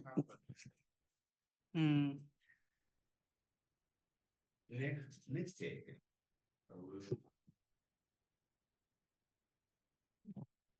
I remember. Next year, we'll have 16 million children in schools, primary and secondary. No, in those in schools, from primary school to Form 6, 16 million. These are not in labor force. These are people who need support, who needs. No, it's something we really have to debate about. We don't talk about this, as what the ambassador says, but we really have to talk about demography. We really have to talk about it and come up with a policy that are forward-looking on how we address. Otherwise, I don't know what will happen in the next 10, 20 years to come. Once again to the book, issues of employment. So diversification at the household level, looking at rural-urban divide. I mean, these are all issues that are linked. I think, Prof, there was one. There was one. There's one on productivity, and I don't know whether I have an answer to that. The thing is, especially when we talk agriculture, I'll just give you one example, and that would be enough. Some years back, when I was still quite naive, I bought some land. I planted oranges, and by the time the trees were beginning to flower, then there was a disease. What is that? Kama fungus. So then I went to an extension office, and the extension officer came and looked at it and said, I think this type of fungus came with the plant. I said, okay. So we can't treat it? He said, no, because it's in the roots. It comes from the roots. So I said, what is the solution? You have to uproot. So I said, it's 20 acres. Yeah. You have to uproot and replace. So I said, okay, where do I get the plants that have no fungus? Because frankly speaking, I don't know. I went and bought and planted without knowing. So tell me where I can get the fungus free. I don't know. That was the answer. So what I did was then I sent my young brother to Morogoro, Sokoine. I just took a leaf. And then the next day, there was a prescription, and it worked. Right? So now, so that is the problem. Yeah. We have not invested enough in our extension officers. Our farmers are not being, there's no guidance at all on how you do farming. I mean, in those days, you remember when we were having, there were cooperative, in those days, in my home area, you would be punished by a cooperative officer if you don't do the right thing. Yeah. So a lot of things have gone wrong. We are not investing enough in extension staff. We are not even training our extension people. everybody is assumed to be a farmer. No, farming is not necessarily as simple as that. Well, I think until we recognize farming as, do I call it a professional thing? Maybe not. But it is something that requires some minimum, whatever level of expertise you need. It's not just anybody can do farming. Then we do have a problem. Again, it's just an example, and I think we have a problem. In other countries, well, we cannot go to Europe because in Europe you have to have a certificate. Lakini, when extension service works, and when they are properly trained, and when they actually, they go around, they train, they give information, and so on, it may work. But now it's, the farmers have just left it because everybody's a farmer. I think there is a problem. We're not investing enough in farming. We're not giving incentives for good farmers to do farming, and so on. People who would be good farmers are going into mining. They're going into other sectors. Well, I think it's nadhani kuna a lot of interrelated issues kwa kweli kwenye farming. Maybe Oliver has something. Professor Oliver, I think you've heard Professor Semboja has responded as he disclaimed in the beginning that he's responding as a Tanzanian, but would like to also just hear your reactions and reflections to some of the questions that were raised. I think some of really interesting examples have been given. But as Professor Oliver is responding, I would like to also if we can get one or two reactions from our fellow discussing participants who are online. I believe, George, we have some few people online. So if we could, we also welcome them to comment. As Professor Oliver is giving us his reactions, if you could, I think, type in some of your comments or reflections, would really appreciate that and be able to read them out to those who are here.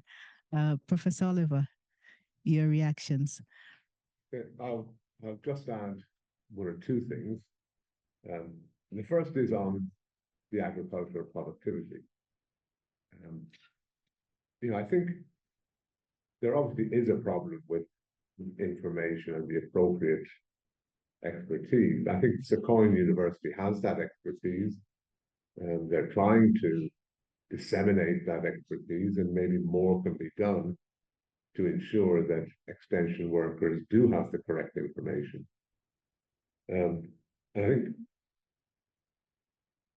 it's pretty clear from a lot of studies and evidence that a very important element of the low yields is the low use of fertilizer.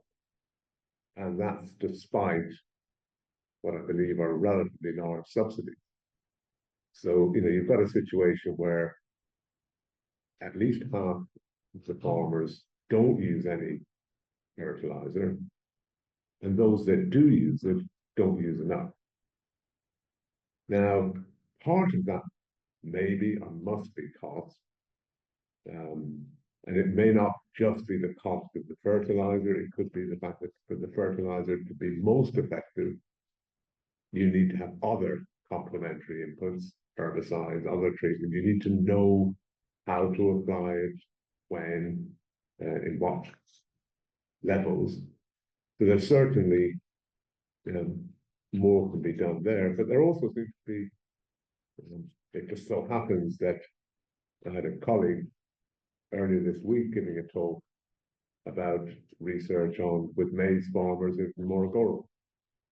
And one of the issues there is that about 40% of them don't trust the quality of the fertilizers that they can buy from the agro dealers.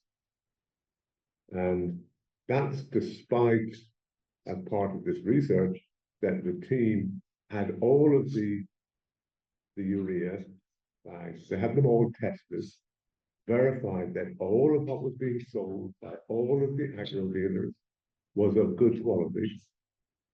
They did information in a number of the markets, told the farmers, look, it's good quality, put up some posters. It led to a small increase in the use of the fertilizer, but there was still a large number of farmers who still didn't believe it. Now, we don't know why,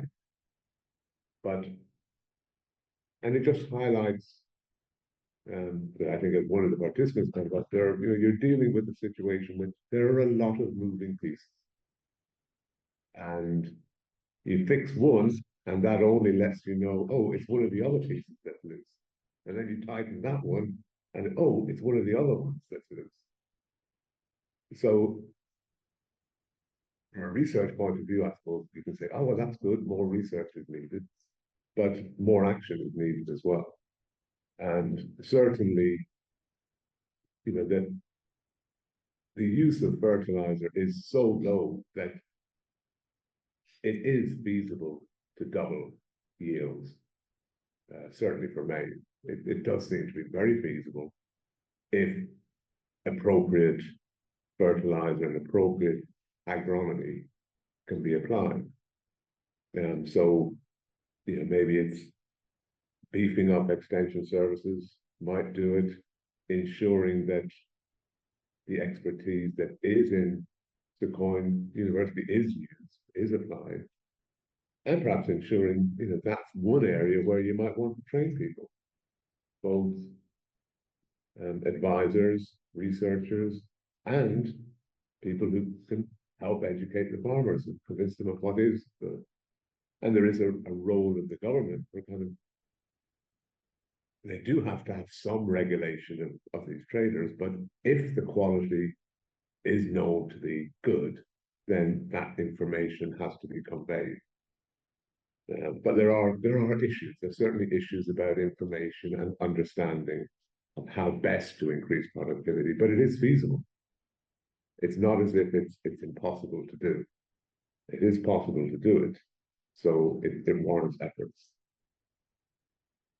The only other of the questions that I'll add comments to, because I think Professor Semboja covered all of them with much more Tanzanian knowledge, is certainly from our work, I couldn't identify a specific firm that had best practice or that had acquired the best management structures and was using the most appropriate technologies and acquiring workers with the right skills. But what was evident from a number of the chapters, a number of the studies in the book, is that there are clusters of successful firms, the firms that are doing well. They may not have everything perfect, but they're doing well. And that it's finding ways of disseminating good practice among networks of Tanzanian firms and those that have networks and linkages with foreign firms, with foreign buyers, regional or global. That's how they get information about good practice, and that's how they can help to grow and to develop firms. And it is true that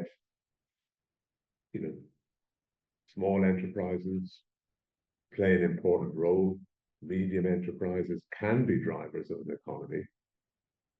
The problem in Tanzania, like almost every African country, is that you have a very large number of micro enterprises, fewer than 5 workers or employees, and it's very volatile. They're not sustainable. Many of them are just not. They either continue at a very low scale, they remain micro enterprises, or they close. So there's no dynamism. And even in the small and medium enterprises, the problem is they're not dynamic enough. You don't see them growing into larger firms that can drive employment, because that's ultimately where you're going to get wage employment, and that's ultimately where you're going to get higher incomes. So, but there are lessons that it's a matter of providing more information, which is not necessarily a role of government. It can be the role of business organizations and business groups and chambers of commerce. They might be the best places to do that. But it's disseminating good practice so that people know what they should be trying to do. And if they need technology, what technology, affordable and appropriate, that they can actually use. Fortunately for us on the book, we didn't address the problems of population because they're very hard to deal with. And certainly economists, economists have views, but there are other issues that are very important. The only observation I would make is that, as a general rule, as households get richer, they have fewer children. So if you can achieve the growth and development, gradually the rate of population growth will decline. And you just have to hope, okay, China is an extreme example where they intervened to force the rate of population growth to decline, but they're now encountering some problems with that. But it will happen naturally if there is economic development, and just hope that that isn't too slow. And I'll finish there. Thank you. Thank you for expanding on that. And I think what you're talking about, the example that you gave about Sokoine University, SUA, and using that research speaks to what Ambassador also pointed out, the example that you cited, that what's happening in Sweden. I think you mentioned in terms of some of the research that is happening is being used in the SME development. Germany, yes. So yes, that's correct. Do we have anything from online? Do we have any question or comments? Oh, not yet. Do we have any other final pressing observations, reflections as we're wrapping up? Karibu, so I'll take the three.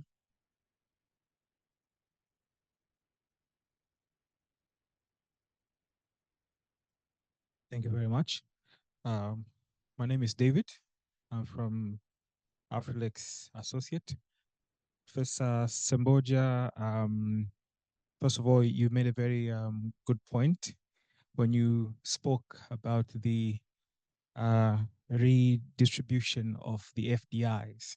Actually, that was a brilliant comment. Personally, I have an issue with the economic trends, and more specifically, this one thing that majority of us Africans, Tanzanians don't seem to talk about, which is the inflation. And majority of us, at least from what we have taught, in classes, that inflation is caused by what?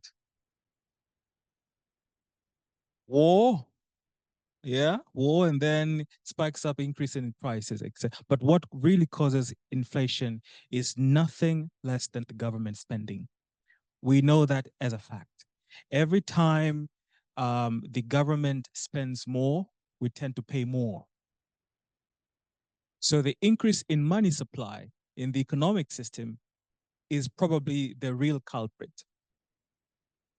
Now, two questions. One is, how does government spending, and sometimes we say over government spending, affect our sustainable economic development? And then on the same note, how does foreign aid, foreign debt affect our sustainable economic development? So on the other part, as past solutions, Mr. Zito, who's just left, he was speaking about, he had mentioned that if Tanzania can grow enough paddy and enough maize, we would be free from, food shortages. But then I had also wanted to comment on that because he should have known that in the 1960s, late 1960s, we have this, we call it the right to dump.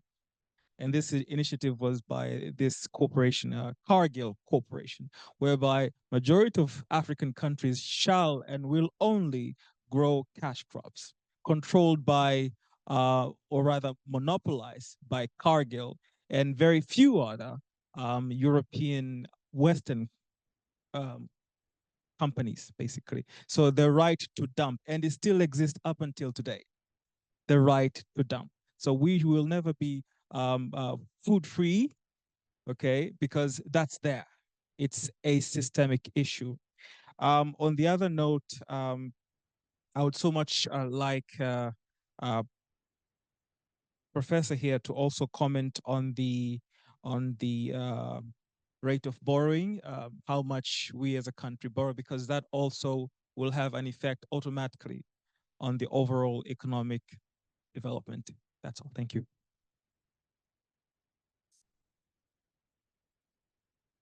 Yeah, good afternoon. I'm George Rwegoshola Kato, a geologist and the executive director of Africa Gela Geological Center. Yes, I will talk on some, okay, I will start with mining. I'm a geologist, so I was a little bit up when you talked about having more FDI into mining. So we can take that as an advantage, because if you have more money into mining, yes, the mining companies will come, do exploration, and maybe if they explore and maybe find the good deposits, they will eventually mine the products. And then apart from the taxation that the country gets, we can profit more from the resources that are mined by the resources themselves being processed here in our country.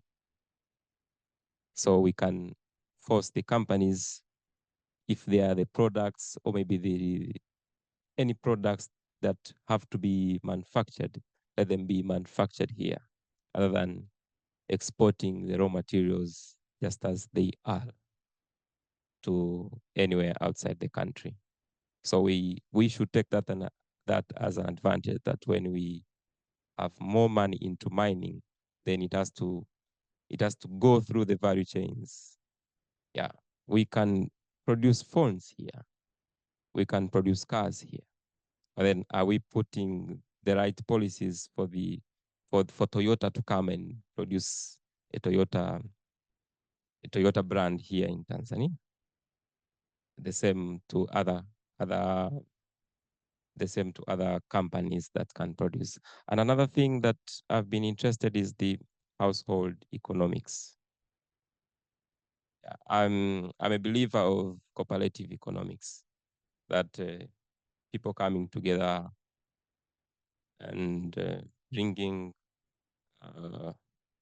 their brains, their capital for their development. I think it's time also we checked on that so as to go forward as a country. I was reading some document in 1960. We had Benki ya Ushirika, a cooperative bank, which was making some good impact. And then I think when there were some changes, and then that bank, either it collapsed or the government changed the systems. So if we can put energy on the cooperative societies that we already have, and there is a commission already that regulates these cooperative societies, we can do better. The cooperative societies can go on building universities. The cooperative societies can go on starting businesses, industries, and many other things. The challenge is I might be having 1 million, he might be having 5 million, 10 million, 20 million. If there is some project that needs 100 million, we the 5 can do it. But I alone having 1 million can't do a project that needs 100 million. So there is more energy, and there's more profit when we come together than doing some things alone. Thank you so much. The final comments. Asante, nilidhani it was so much pressing. Prof, I still have one more question to you. Hapa tumeambiwa watu milioni 16 mwakani watakuwa kwenye shule ya kuanzia awali hadi form 6. Sasa hivi kuna combination mpya 65. Profesa, kweli kuna haja sasa hivi ya kuongeza elimu ya dini kama combination badala ya kuongeza artificial intelligence, Profesa?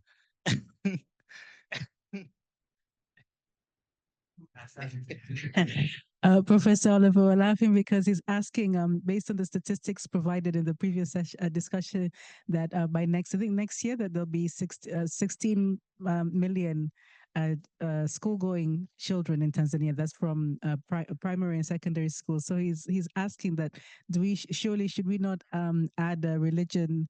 What a religious education as part of the curriculum instead of adopting AI, artificial intelligence, in schools and talking about AI, should we not instead include religion studies or as part of the curriculum to address the demographics? So CSL, welcome. I'm conscious of time, and as we know, our city, our beautiful city of Dar, and our infrastructural challenges. So I'm conscious of time. And so I'd welcome both Prof. Semboja and Prof. Oliver to respond, but also to give your final thoughts on this discussion today, especially, of course, as it relates to the book, but of course, as specifically as it touches on Tanzania's sustaining our economic development. Karibu, Prof. Thank you. David had issues which are much more macro issues. And I think, Oliver, you are better located to deal with macro issues than I am. So I'll pass them to you. Lakini hato, we're not talking about mining not being given attention. No, we're not even saying, don't provide incentives.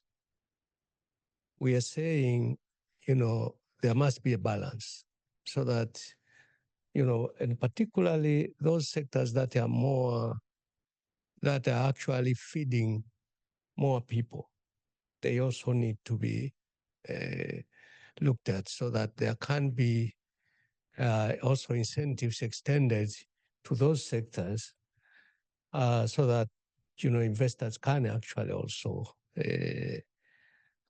participate in those sectors. So we're not really, against mining at all. If that was the impression, that's not.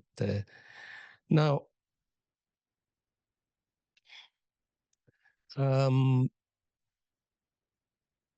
I think it's the model of cooperatives can be used, but that's a model works in the private sector, right? It works also within the private sector.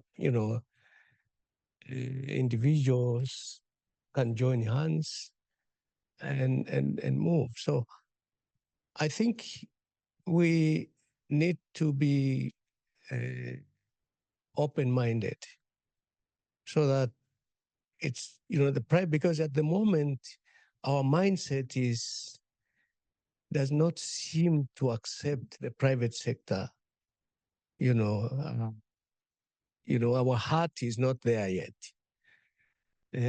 Now, if we actually say, well, maybe we go to the cooperatives, we also know some difficulties with the cooperatives because we have been there also.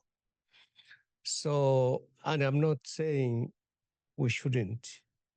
I'm saying let's be open-minded.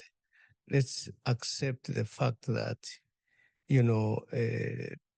countries have developed using a vibrant, dynamic private sector. And let's develop a system that encourages, all factions to work, to produce, and so on and so forth. Because at the moment, I think our mindset is not, almost it's like it's not accepting that private sector can actually be a partner in development. So if we begin to bring in cooperatives, let's do that, but not as a substitute. Yeah, that's important. And by the way, CRDB was the bank. Yeah, so education is not, the minister can, but I can tell you this. A good AI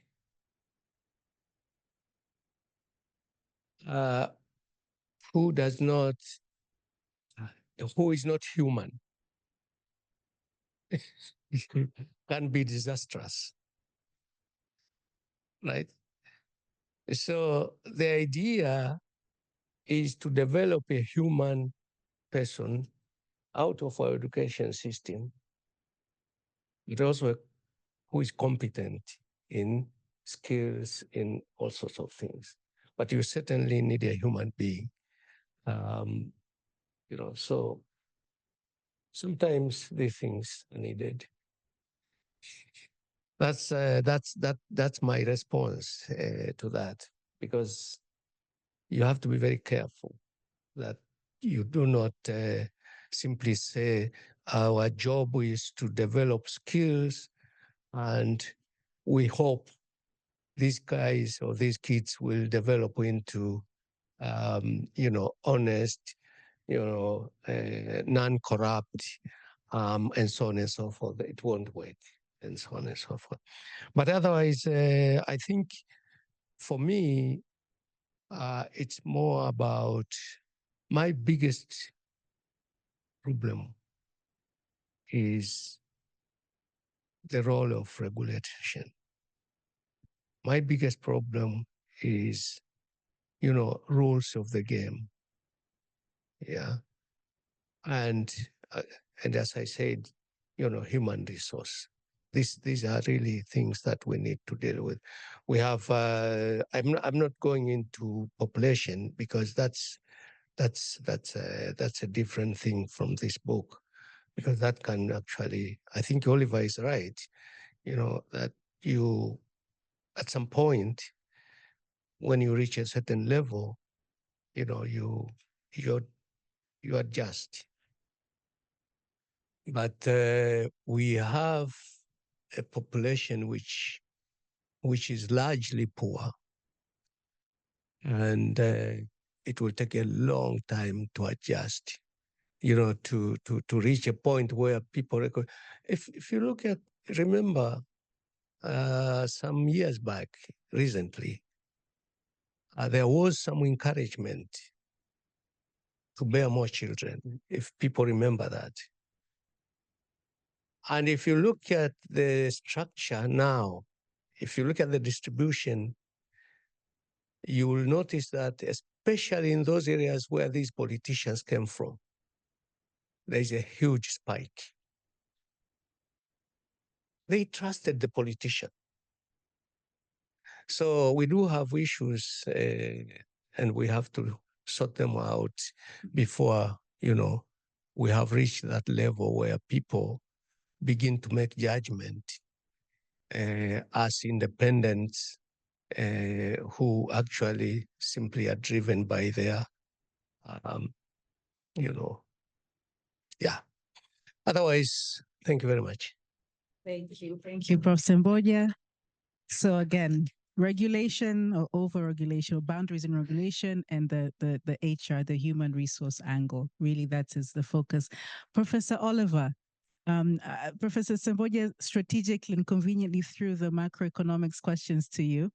So there was issue with government spending, foreign debt as they affect us, economic development and our sustainability, but then also for you to give us your final thoughts.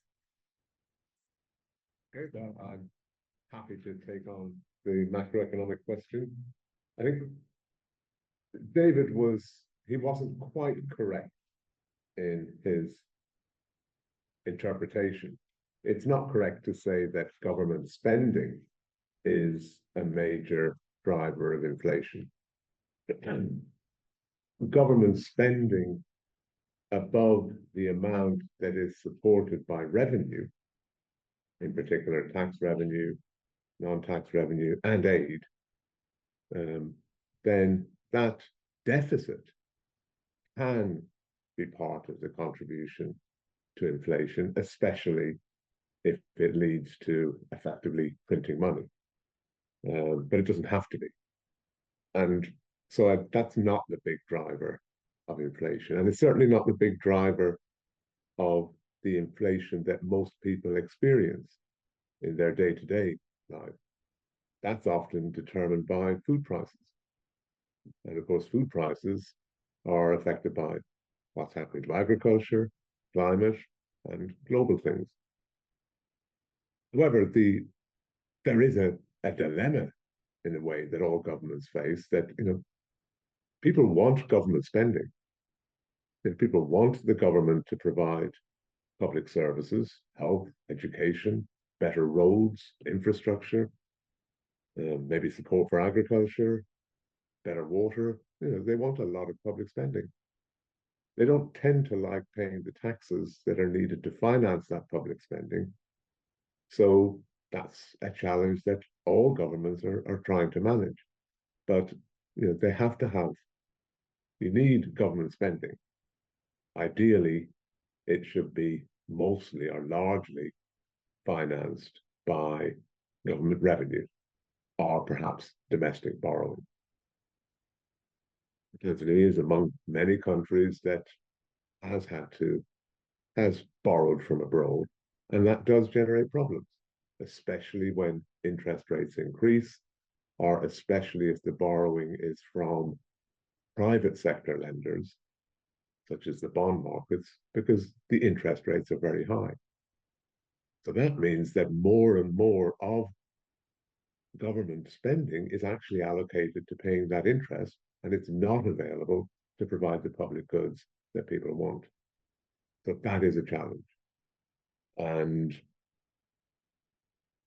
so those are macroeconomic challenges that we have, that there's a reasonably good understanding of the difficulty, much more difficult to solve the external debt problem when it involves private sector lenders. So, that is one of the constraints that the government has to operate under.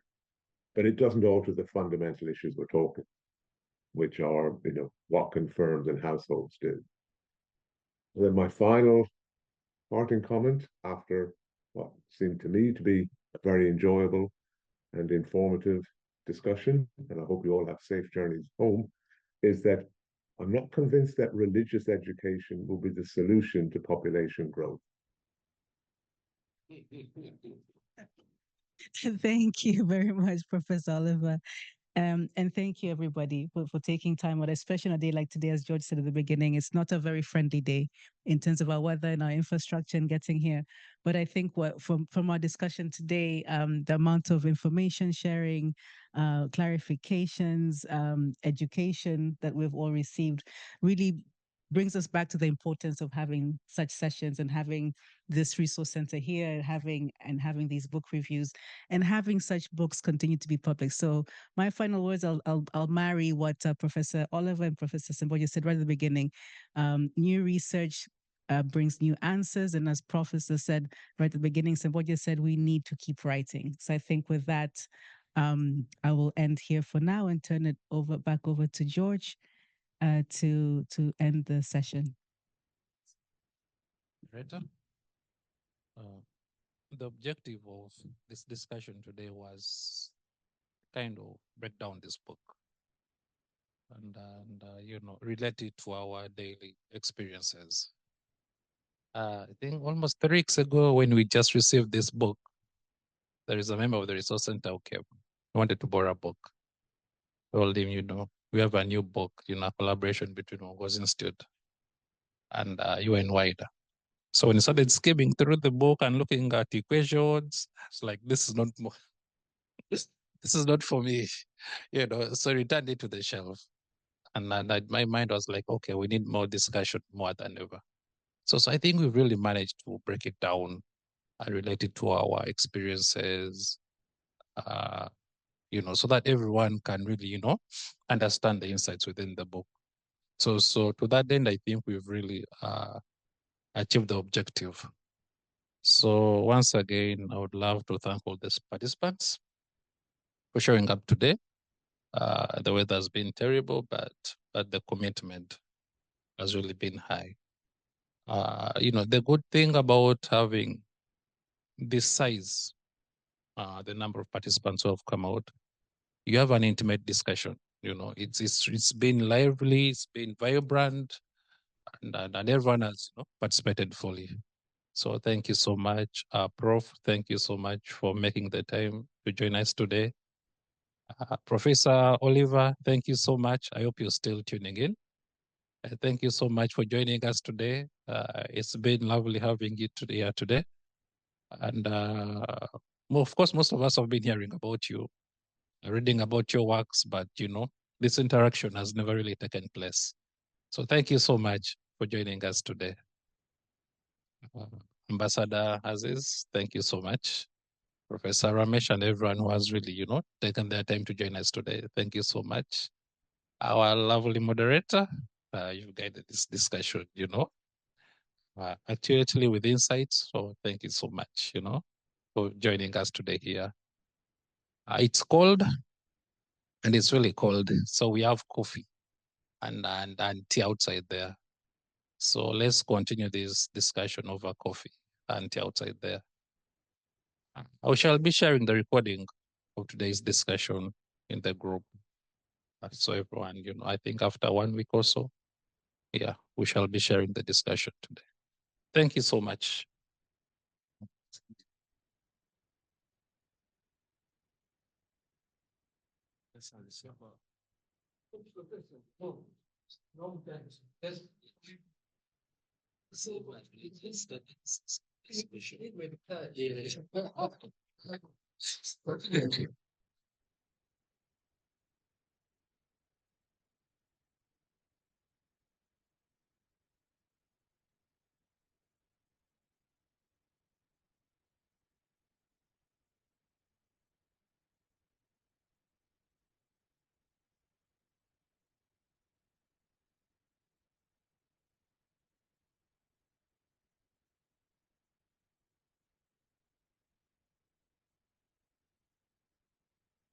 Valued partners, we believe sustainable and equitable development cannot be achieved without sound leadership. We cultivate a distinctly African model of leadership to empower the continent's senior and emerging leaders from both the public and private sector. Our mission is to inspire and equip African leaders to deliver inclusive and sustainable solutions through a holistic approach, which includes designing and delivering training courses relating to leadership and executive management, bringing together key leaders and thinkers to formulate uniquely African solutions to Africa's challenges, and supporting world-class research on leadership across the continent, while also championing knowledge sharing. Our landmark TV series, Meet the Leader, features serving and retired heads of state and international organizations, and the In Focus series offers in-depth insights into the issues driving development across Africa.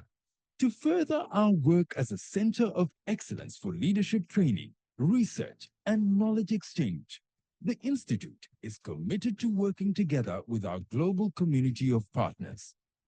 Through our work, we have trained senior and emerging leaders from around the continent, hosted policy dialogue events in Tanzania and beyond, and commissioned research studies on leadership. It is essential to us that our team continues to uphold the Institute's values of professionalism, reliability, integrity, respect, and creativity. Uongozi Institute is based in Tanzania with offices in Dar es Salaam and Dodoma. The impact of our work, however, continues to extend beyond the country's borders to support leaders across the continent and to achieve our vision for a prosperous, equitable, and sustainable Africa.